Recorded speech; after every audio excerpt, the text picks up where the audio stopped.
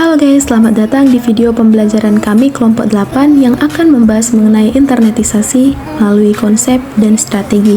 Adapun anggota kelompok yaitu Putri Angel Tamunte, Dwi Utami Cahyati, dan Romulus Tumorang. Selamat menyaksikan. Oke, yang pertama kita akan membahas mengenai perkembangan e-commerce yang akan dipaparkan oleh Romulus Tumorang. Toko online di Indonesia telah berkembang pesat dan memberikan pengaruh besar bagi ekonomi Indonesia. Data Bank Indonesia per November 2019 menunjukkan transaksi e-commerce per bulan mencapai 13 triliun rupiah. Angka tersebut diprediksi akan terus naik karena tingginya tingkat konsumsi masyarakat. Awal mula toko online di Indonesia dimulai pada tahun 1994 saat Indosat menjadi internet service provider pertama di Indonesia, sekaligus memberikan koneksi internet bagi seluruh masyarakat. Cikal bakal toko online baru muncul di tahun 1999 saat Andre Darwis mendirikan sebuah forum bernama Kaskus, yang juga menjadi forum jual beli. Selanjutnya, di tahun yang sama berdiri Bineka.com dan Detik.com. Menyadari pertumbuhan transaksi online yang sangat berkembang pesat, pemerintah Indonesia memutuskan membuat draft Undang-Undang ITE pada tahun 1999. 4 tahun kemudian, tokobagus.com berdiri, dan ekosistem toko online yang semakin banyak membuat toko diluncurkan sebagai layanan uang elektronik pada 2007. Disusul Tokopedia 2009 dan Gojek 2010. 2011 Tiket.com dan 2012 Bukalapak. Melihat geliat e-commerce yang luar biasa, pada 2016 pemerintah menggandeng Jack Ma, founder Amazon, untuk menjadi penasihat e-commerce Indonesia.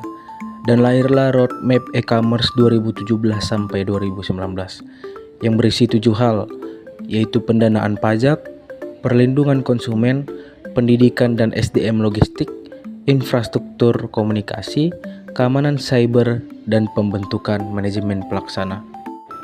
Beberapa e-commerce dengan beberapa fitur kemudian juga mendapatkan suntikan dana dari luar negeri dengan jumlah yang fantastis seperti Grab, Tokopedia, Traveloka, Bukalapak, dan Halo.com. Hingga kini sudah tidak terhitung ada berapa banyak e-commerce dan layanan uang elektronik yang muncul. Pertumbuhan mereka diprediksi akan terus bertumbuh hingga angka yang sangat tinggi, sehingga mendukung bertumbuhnya ekosistem ekonomi digital di Indonesia. Market space adalah lingkungan atau area di mana terjadi interaksi antara penjual dan pembeli untuk menawarkan produk atau layanan tertentu.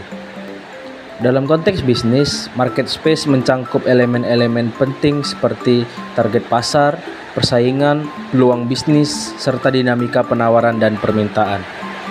Apa contoh market space? Yang pertama, e-commerce atau pasar digital. Shopee atau Tokopedia adalah contoh market space online di mana penjual dan pembeli berinteraksi. Penjual bisa memasarkan berbagai produk seperti pakaian, gadget, hingga makanan. Sementara pembeli melakukan transaksi secara digital. Yang kedua, pasar fisik. Pasar tradisional atau supermarket adalah market space di mana penjual dan pembeli bertemu secara langsung. Di sini produk seperti bahan makanan, pakaian, atau kebutuhan rumah tangga dijual. Media sosial sebagai market space. Instagram atau Facebook yang digunakan sebagai platform bisnis juga merupakan contoh market space. Yang keempat, market space niche. Pasar produk ramah lingkungan adalah market space khusus untuk produk-produk yang mendukung lingkungan, seperti barang-barang daur ulang, energi terbarukan, ataupun makanan organik. Oke, yang selanjutnya adalah aplikasi internet dalam bidang bisnis. Aplikasi internet dalam bidang bisnis sangat luas dan beragam, membantu bisnis dalam berbagai aspek seperti pemasaran, penjualan, manajemen, komunikasi, hingga analisis data.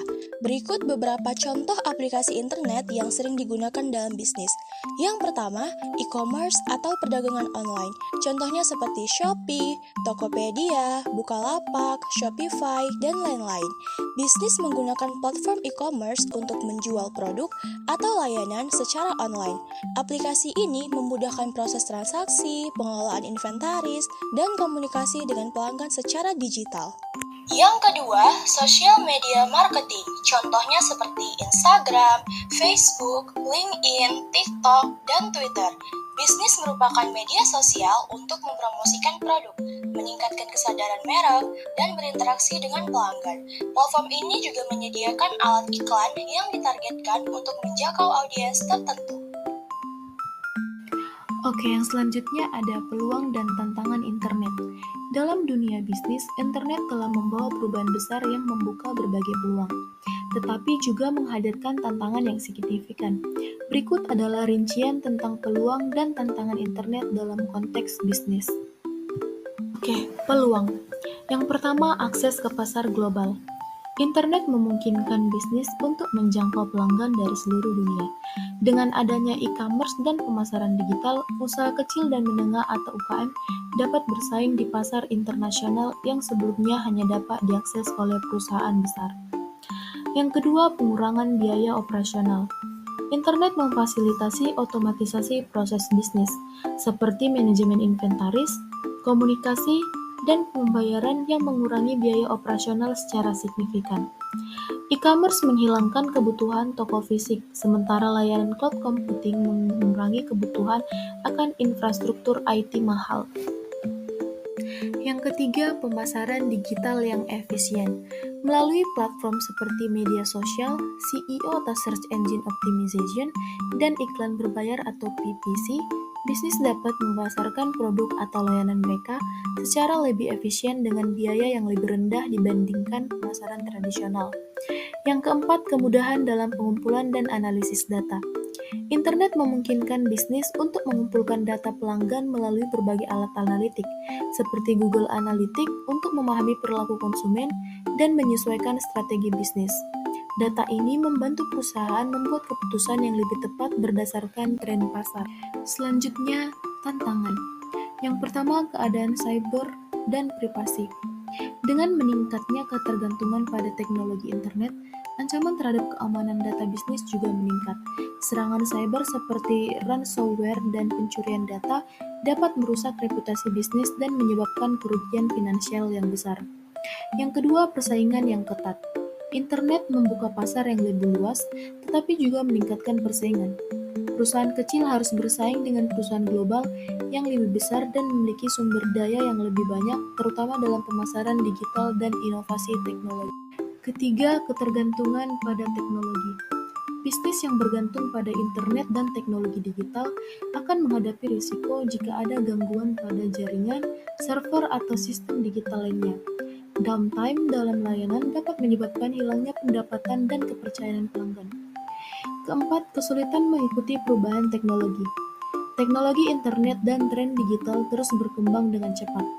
Bisnis perlu beradaptasi secara cepat dengan teknologi baru seperti AI, IoT, dan Big Data agar tetap kompetitif. Yang selanjutnya ada model proses internetisasi. Internetisasi adalah konsep yang menggambarkan tahapan yang dilalui oleh suatu entitas seperti bisnis, organisasi, atau masyarakat. Internetisasi ini melibatkan transformasi dari sistem manual atau konvensional ke sistem berbasis digital. Berikut ada tahapan umum dalam model proses internetisasi. Yang pertama, kesadaran dan pengakuan kebutuhan. Yang kedua, persiapan dan perencanaan. Yang ketiga, implementasi teknologi. Yang keempat, transformasi proses bisnis. Yang kelima, optimasi dan inovasi berkelanjutan. Yang keenam, evaluasi dan penyesuaian.